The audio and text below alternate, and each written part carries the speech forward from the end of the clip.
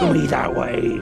I am a god, an eater of worlds. Hello friends, welcome back to our channel. तो दोस्तों, penny-wise का अर्थ पर आना हमेशा एक एक्सीडेंट जैसा बताया गया है। एक कॉस्मिक प्रेडेटर जो मैक्रोवर्स से भटकता हुआ मीटियोर के साथ क्रैश लैंड हो गया और डेरीमैन के नीचे सो गया। तो यहाँ ये एक्सप्लेनेशन सालों तक काफी थी, रैंडम, क्रूल, बिल्कुल स्टीफन किंग स्टाइल। लेकिन फिर वेलकम टू डेरी ने इस आइडिया को क्वाइटली एक्सप्लोर कर दिया और फिर यहाँ मीटियोर सिर्फ ट्रांसपोर्टेशन नहीं था, बल्कि वो एक प्रिजन था। और ये एक छोटा ट्विस्ट पेनीवाइज की पूरी मैथोलॉजी को नया शेप दे देता है। और अगर डेडलाइट्स को एक स्टार फोर्स्ड केज के अंदर सील करके रियलिटीज के बीच फेंका गया था, तो इसका मतलब ये है कि पेनीवाइज वॉन्डर नहीं कर रहा था, उसे हटाया जा रहा था, एग्जाइल किया जा रहा था, जमीन के नीचे दफनाया जा रहा था। और दोस्तों, यहीं से असली हॉरर शुरू होता है, क्योंकि अगर कोई एंटिटी इतनी पावरफुल थी जो पेनीवाइज जैसे बीइंग को कैप्चर कर सकती थी, तो इसका मतलब यह है कि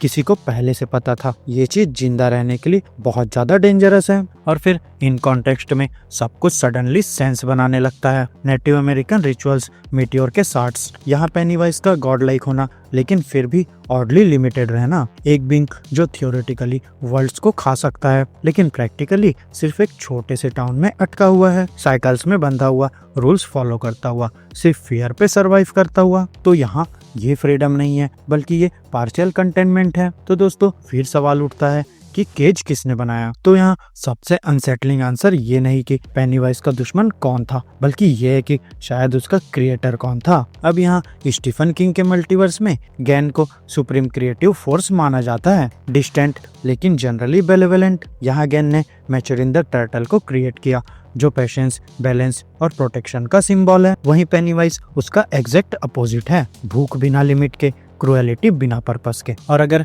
गैन इसका क्रिएशन है, तो हो सकता है पेनीवाइज क्रिएशन की गलती हो। अब दोस्तों, कॉस्मिक हॉरर तब और डिस्टर्बिंग हो जाता है जब वो ह्यूमन फेलियर को मिरर करता है, क्योंकि पेरेंट्स मॉन्स्टर्स बनाने के लिए बच्चे पैदा नहीं करते, वो कुछ ऐसा क्रिएट कर देते हैं जिसे वो पूरी तरह समझ नहीं पाते जब तक वो कंट्रोल से बाहर ना हो जाए। और अगर गैन ने पेनीवाइज को इम्प्रिजन किया, तो ये डिस्ट्रक्शन का एक्ट नहीं था, बल्कि एक रिग्रेट का एक्ट था। एक गॉड का ये रियलाइज करना कि हर चीज जो क्रिएट होती है वो एग्जिस्ट करने लायक नहीं होती। लेकिन फिर गॉड अपनी क्रिएशंस को आसानी से मिटाते भी नहीं। इसलिए दोस्तों, शायद डिस्ट्रक्शन के बजाय एग्जाइल चुना गया। पेनीवाइज को एक स्टार लाइक वेसल में सील करके वॉइड में फेंक दिया गया, इस उम्मीद के साथ कि डिस्टेंस वो काम कर देगा जो मर्सी नहीं कर पाई। तो अर्थ एक टारगेट नहीं था, बल्कि एक कोलेटरल डैमेज था। दोस्तों, फिर आता है मैचुरिन। यहाँ गैन के अनलाइक मैचुरिन एक्टिवली पेनीवाइज का अपोज करता है। यहाँ उनकी राइवलरी एंशिएंट है, ऑर्डर वर्सेस कंज्यूमशन। और फिर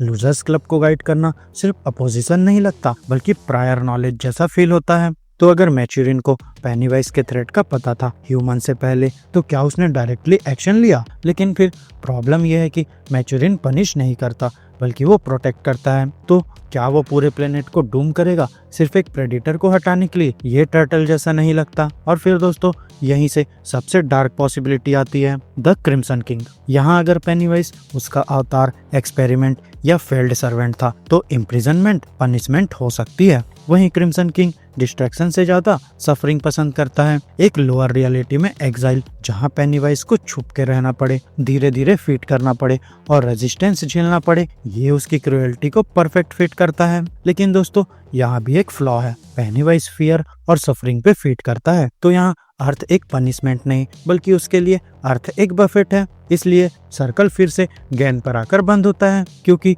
सिर्फ गैन के पास मोटिव, अथॉरिटी और रिस्ट्रेंट है पेनीवाइज को वेपनाइज करने के बजाय इम्प्रिजन करने का। यहाँ सिर्फ गैन ही मीटियोर सार्ट्स जैसे फेल सेप्स छोड़ सकता है, ताकि फ्रेजाइल बींग्स जैसे ह्यूमंस भी उस चीज का सामना कर सके जिससे गॉड्स भी स्ट्रगल करते हैं। और दोस्तों, फिर है डेरी। यहाँ डेरी सिर्फ कर्ज नहीं है, वो स्ट्रक्चरली गलत है। किंग के मल्टीवर्स में ये जगह बार बार रिपीट होती है।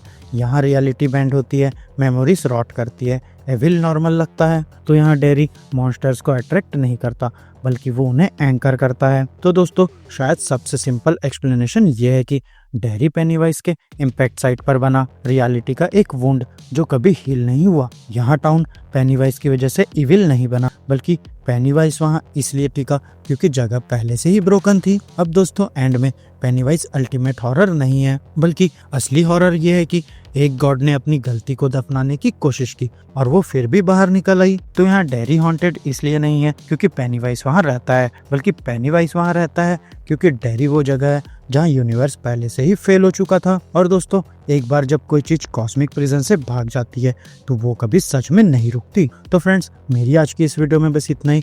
आपको हमारी ये वीडियो कैसी लगी अपने थॉट्स कमेंट बॉक्स में शेयर कर सकते हैं। और अगर ये वीडियो अच्छी लगी हो तो वीडियो को लाइक करो, चैनल को सब्सक्राइब करो और ऐसे ही लेटेस्ट कंटेंट के लिए बेल आइकन जरूर प्रेस कर लो। तो अब मैं मिलूंगा आपसे अपनी नेक्स्ट वीडियो में, तब तक के लिए स्टे गीकी स्टे देसी दोस्तों।